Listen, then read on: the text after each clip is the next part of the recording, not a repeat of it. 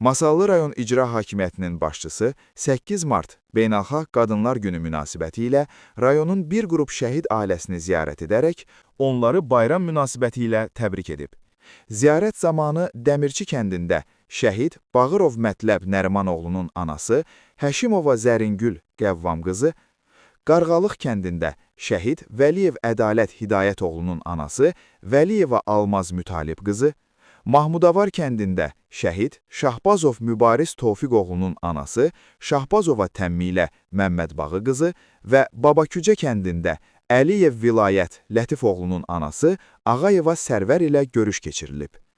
Görüş zamanı şəhid analarının göstərdiyi səbir və fədakarlığın xalqımız üçün böyük örnək olduğu vurğulanıb.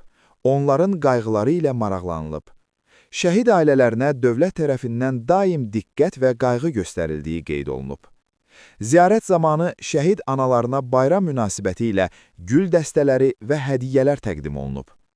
Şəhid anaları göstərilən diqqət və qayğıya görə minnətdarlıqlarını bildirərək, övladlarının xatirəsinin daim uca tutulduğunu qeyd ediblər.